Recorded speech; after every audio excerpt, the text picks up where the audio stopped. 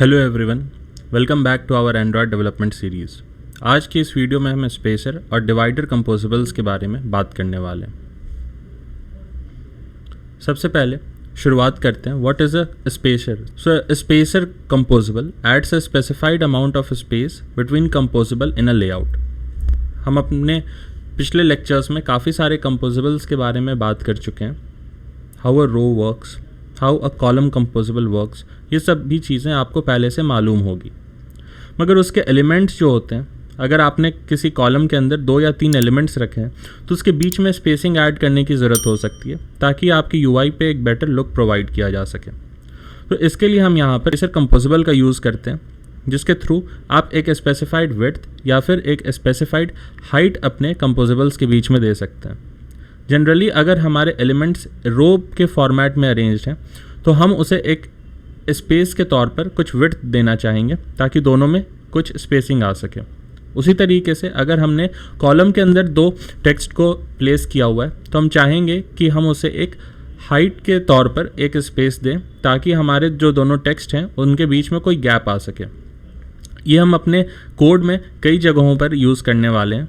कुछ और भी तरीके होते हैं 2 एलिमेंट्स को अलाइन करने के, वो हम अपने आने वाले लेक्चर्स में बात करेंगे।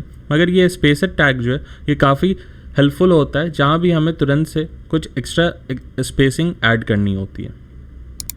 अब इसके एट्रीब्यूट्स के बारे में देख लेते हैं। So it is used to specify the dimensions of the spacer like the width and the height.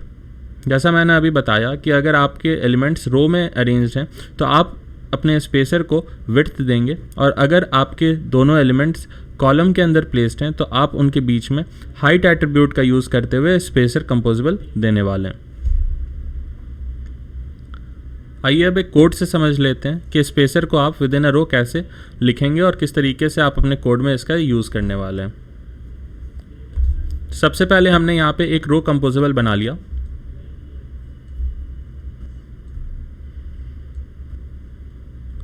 इसके अंदर हमने आइटम 1 और आइटम 2 नाम का 2 एलिमेंट बनाया है।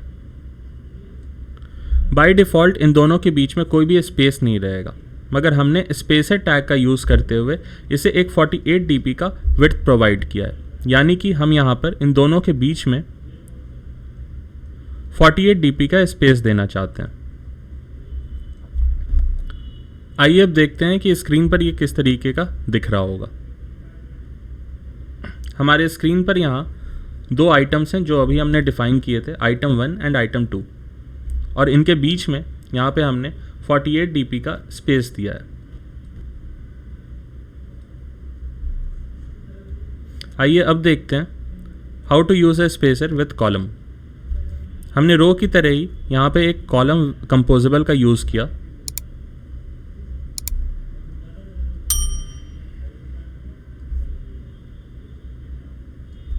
और इसके अंदर 2 टेक्स्ट ऐड किए हैं, आइटम 1 एंड आइटम 2।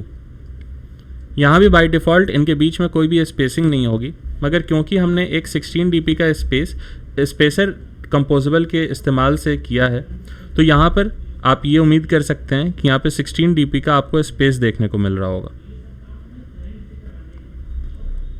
आइए अब एक ओवरव्यू देखते हैं कि ये स्क्रीन पर किस तरीके से दिखने वाला है। ये हमारा स्क्रीन है। यहाँ पे हमने सबसे पहले आइटम 1 डिफ़ाइन कर रखा है और उसके नीचे हमने आइटम 2 बनाया है। इन दोनों आइटम 1 और आइटम 2 के बीच में जो आप स्पेस देख सकते हैं वो हमने स्पेसर कंपोजिबल की मदद से बनाया है। और क्योंकि यहाँ पे हमने टॉप से 100 dp का पैडिंग दे रखा था अपने कॉलम को, तो इसलिए यहाँ से थोड़ा सा स्पेस के साथ आपको दिख रहा है। ये एक्स्ट्रा इन्फॉर्मेशन था, इसका इस टॉपिक से कोई संबंध नहीं है। सो आई होप कि आपको ये स्पेसर टैग कॉलम में यूज़ करते हैं ये आपको समझ आया होगा। अब आगे बात करते हैं इस वीडियो में डिवाइडर कंपोजिबल के बारे में। सो जस्ट लाइक अ स्पेसर, आप ये हो सकता है चाहें कि आपके जो कंपोजिबल्स हैं, जो भी टेक्स्ट हैं या बटन्स हैं, बॉक्स हैं या फिर कोई भी विजिट हैं, उनके बीच में आप एक डिवाइडिंग लाइन अटैच करना चाहते होंगे। तो इसके लिए हम एक डिवाइडर कंपोजिबल का यूज़ करते हैं। As it says that a divider adds a visual separator between the composables। इसके कुछ एट्रीब्यूट्स हैं, आइए उस पर एक नज़र डाल लेते हैं। सबसे पहला है कलर, विच स्पेसिफाई कि डिवाइडर का कलर किस तरीके का होगा। उसके बाद है थिकनेस, यानी कि जो डिवाइडिंग लाइन है उससे कितनी विड्थ या कितनी हाइट मिलने वाली है, ये उसका थिकनेस है। उसके बाद आप इसमें कुछ और भी कस्टमाइजेशन करने के लिए, कुछ एक्स्ट्रा पैडिंग ऐड करने के लिए, कोई बैकग्राउंड ऐड करने के लिए, इन सारी चीज़ों के लिए आप मॉडिफायर का यूज़ कर सकते हैं, जैसे आप कंपोजेबल्स में मॉडिफायर का यूज़ करते थे। आइए अब कोड के माध्यम से जानते हैं कि हम रो में किस तरीके से डिवाइडर का यूज़ करके अपने स्क्रीन पर क्या एक्सपेक्ट कर सकते हैं। तो सबसे पहले हमने एक रो डिफाइन किया है। इस रो को एक पैडिंग दे रखा है टॉप से, ताकि थोड़ा सा ऊपर से हटकर हमारे सेंटर के तरफ हमारा कंपोजेबल दिखे। इसके बाद हमने एक रो के विदिन दो टेक्स्ट रखा है 1 और 2। अब यहाँ पर हमने स्पेसर नहीं बल्कि इसकी जगह पर एक डिवाइडर का इस्तेमाल किया है और इसमें उन सारे एट्रीब्यूट्स को यूज़ किया है, जैसे मॉडिफायर जो कि आपको 2 dp का विड्थ देगा। सो इट मीन्स कि आपका ये जो डिवाइडर है ये यहाँ पर सिर्फ 2 dp के विड्थ में ही है। इसके बाद हमने इसे फिल मैक्स विड्थ दिया है ताकि ये स्क्रीन के पूरे हाइट को कवर कर ले, और इसे एक ब्लैक कलर दिया है। तो आप ये एक्सपेक्ट कर सकते हैं कि आपको अपने स्क्रीन पर 2 एलिमेंट्स दिख रहे होंगे, text 1 and text 2, which has the values item 1 and item 2 I mean, और उसके 2 dp विड्थ का एक लाइन ऐसे पास कर रहा होगा वर्टिकली, क्योंकि हमने इस डिवाइडर को एक रो में डाला है और उसे एक विड्थ दिया है, तो ये आपको वर्टिकली इस तरीके से दिख रहा होगा। सो ये है आपके स्क्रीन का व्यू। यहाँ पर item 1 है और item 2 है और उसके बीच में एक डिवाइडिंग लाइन वर्टिकली इसमें पास हो रही है। तो हम जनरली जब भी रो का इस्तेमाल करते हैं तो डिवाइडर को वर्टिकली इसमें अलाइन करते हैं। आइए बात करते हैं how to have a divider within a column. अगर हम रो के जगह कॉलम का इस्तेमाल कर लें तो भी ऑलमोस्ट हर चीज़ सेम रहने वाली है, मगर जो एलिमेंट्स हैं वो आपको vertically from top to bottom दिखेंगे। तो सबसे पहले है हमारा टेक्स्ट जो कि है item 1, आपको ये अपने स्क्रीन पर दिखेगा। उसके बाद है एक डिवाइडिंग लाइन, और क्योंकि यहाँ पे हमने एक थिकनेस दिया है 1 dp का, तो एक 1 dp के हाइट का आपको एक लाइन पास करता हुआ, हॉरिजॉन्टल लाइन पास करता हुआ आपके स्क्रीन पर दिखने वाला है। इसके बाद हमने एक अलग से एक दूसरा टेक्स्ट दिया है विच इज़ item 2। तो आप ये एक्सपेक्ट कर सकते हैं कि आपके स्क्रीन पर एक कॉलम के फॉर्म में अरेंज होने वाले 3 कंपोजेबल्स दिखने वाले हैं। सबसे पहला आपका एक टेक्स्ट है, दूसरा आपका ये डिवाइडिंग लाइन है, और तीसरा आपका एक item 2 नाम का एक टेक्स्ट है। तो आइए अब देख लेते हैं इस वीडियो को एंड करने से पहले कि ये किस तरीके से आपके स्क्रीन पर डिस्प्ले होगा। तो इसी तरीके से डिस्प्ले होने वाला है item 1, उसके बाद एक डिवाइडिंग हॉरिजॉन्टल लाइन, और उसके बाद item 2।